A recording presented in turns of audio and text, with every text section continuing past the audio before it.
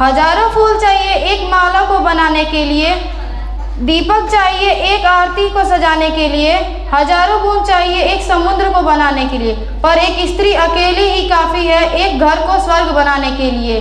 Clap.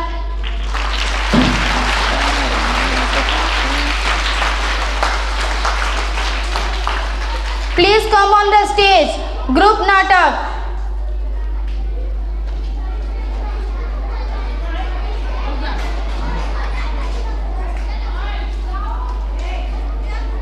Please come on the stage. Group नाटक।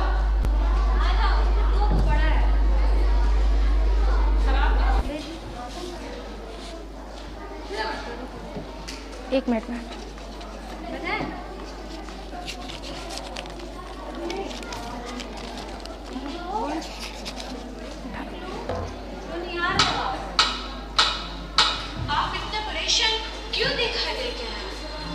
परेशान तो रहूंगा ना पार्वती, आखिर एक बेटी का बाप जो ठहरा।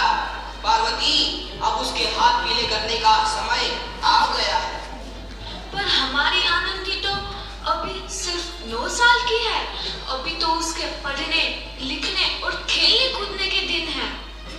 देख पार्वती, लड़कियां पराया धन होती हैं और जितना जल्दी इन्हें घर से विदा कर दे उतना अच्छा है। कल से आनंद की पढ़ाई लिखाई बंद। पर बाबू, इसमें मेरी क्या गलती है? आप मुझे पढ़ाई करने क्यों नहीं देते? तेरी गलती है कि तू एक लड़की है। लड़का होती तो क्या बाबू? लड़का होती तो क्या? ऐ लड़की, ज्यादा जबान ना चला, नहीं तो जबान हलक से खींचकर बाहर निकाल दूंगा। बाबू, मैं पढ़ लिख कर कुछ बनना चाहती हूँ। मेरी पढ़ाई ना रोको बाबू। आनंदी, तुझे पढ़ना है तो पढ़, लेकिन सारी उम्र बाप की छाती पर ये बोझ मत करना बैठ। पर बाबू, अभी तो मेरी उम्र पढ़ाई लिखाई की है। मुझे पढ़ लिख कर डॉक्टर बनना है। पढ़ाई पढ़ाई पढ़ाई, आज तो तेरी इन किताबों का काम तमाम करके ही छोड़ूंगा। ये ले। नहीं बाबू, मत फाड़ो बाबू। छोरी। नहीं बाबू, नहीं। बाबू, ये तुमने क्या किया? तुमने मेरी इन किताबों को ही नहीं फाड़ा बाबू, मेरी किस्मत फाड़ दी, मेरी किस्मत। ये कापी किताबें ना सिर्फ छोरों के हाथ में अच्छी लगती है, लड़कियों के हाथ में तो सिर्फ मेहंदी अच्छी लगती है, मेहंदी। पर बाबू, मैं लड़की हूँ तो क्या हुआ? लड़का और लड़की तो हमारे दोनों आंखों के समान होते हैं। चुप कर आनंदी, और यह एहसान मान कि अब तक जिंदा है तू। कहीं बचपन में गला दबाकर मार दिया होता तो यह तेरी बकबक नहीं सुननी पड़ती आज। पर बाबू, मुझे चूल्हा जलाना अच्छा ना लगे है।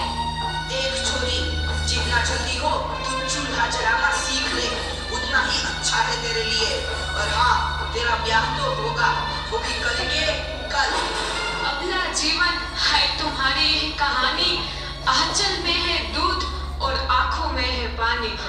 मुझे माफ कर दे बेटी, तेरे बापू के जिद के आगे मेरी एक न चलेगी।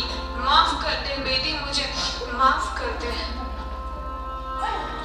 इस प्रकार मात्र 9 वर्ष की छोटी उम्र में आनंदी का विवाह गोपाल राव जोशी से हो गया। बाल विवाह एक सामाजिक कुरीति है और इस कुप्रथा का शिकार होना पड़ा आनंदी को। 5 वर्ष बाद आनंदी 14 साल की हो गई है। उसके घर एक शिशु ने जन्म लिया है। देखते हैं आगे क्या हो। देखिए ना, इसे क्या हो गया है? इसका माथा तो अंगार की तरफ तप रहा है। इसे तो बहुत तेज बुखार है। आप भी ना कुछ भी बोलते हैं। दीजिए मुझे। माधव, जल्दी से वैद्य जी को बुला के लाओ। जी, अभी बुला के लाता हूँ। ये तुम क्या कर रही हो आनंदी? भगवान की विभूति लगा रही हूँ। बस करो आनंदी, ये सब अंधविश्वास है। अरे आप यकीन तो कीजिए, भगवान की कृपा से इसका माथा ठंडा हो रहा है और बुखार भी उतर गया है ना बाबू? देखिए। दीजिए मुझे। उठो बाबू, आंखें खोलो, तुम्हें तुम्हारी माँ बुला रही है। आंखें खोलो।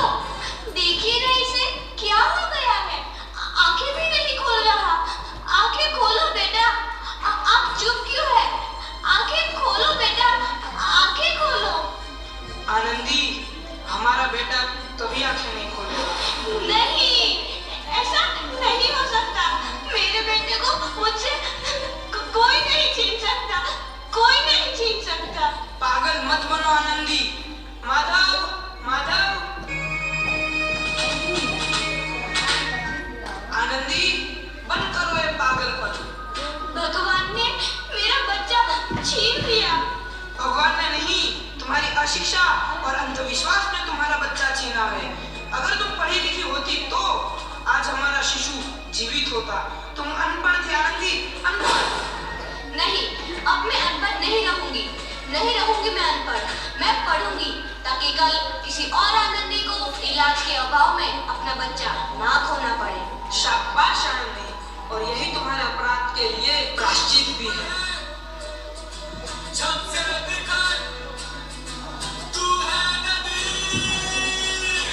आनंदी, तुम्हारी 12वीं का परिणाम आ गया है। तुमने पूरे कॉलेज में प्रथम स्थान अर्जित किया है। आनंदी, तुम्हारी मेहनत रंग लाई है। तुम्हें शिक्षा वृत्ति मिली है। ये लो तुम्हारे अमेरिका जाने की टिकट। मुझे शिक्षा वृत्ति मिल गई, मैं अमेरिका जा रही हूँ। पर ये सब मैं अकेले कैसे कर पाऊंगी? आनंदी, अपना आप को इतना कमजोर क्यों समझ रही हो? फिर इतना पढ़ने लिखने का क्या फायदा? तुम अभी गवार की। गवार नहीं हूँ मैं अब गवार।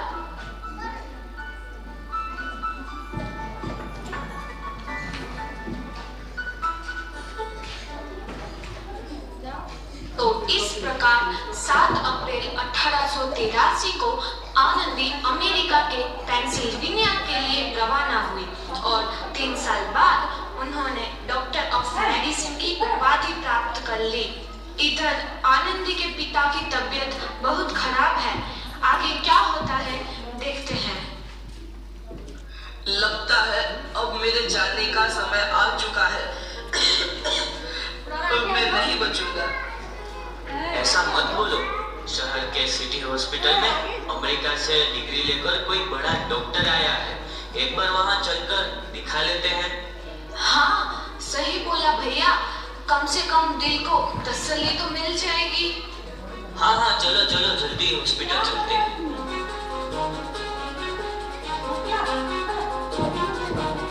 इस मरीज की हालत तो बहुत ही खराब है। कोई चमत्कार ही इसे बचा सकता है। ऐसा मत बोलो भाई। डॉक्टर साहब कब तक आ जाएंगे? लो आ गई डॉक्टर मैडम। डॉक्टर मैडम जल्दी देखिए, मरीज की हालत बहुत ही खराब है।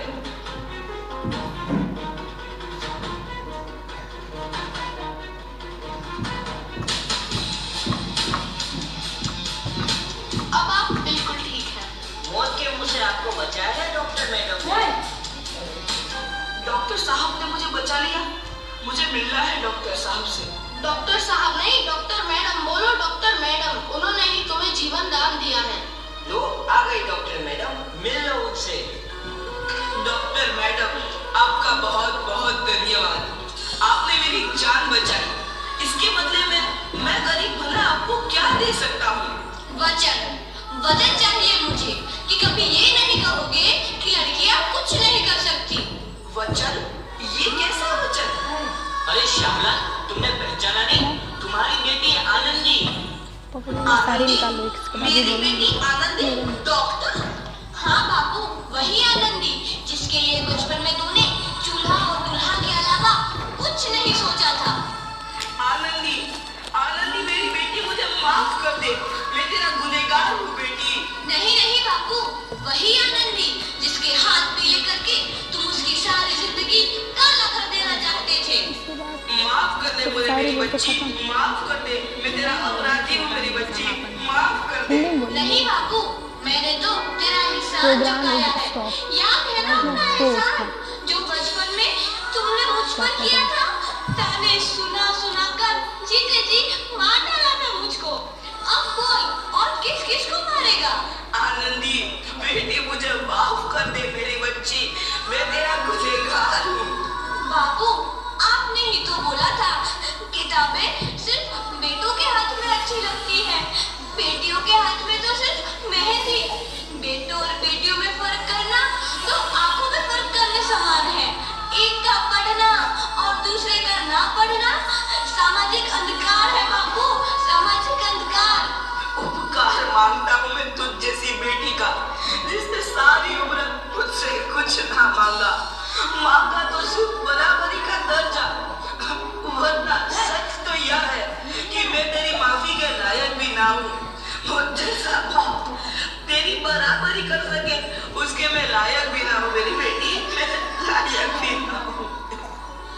अपने बापू को क्या माफ नहीं करोगी आनंदी?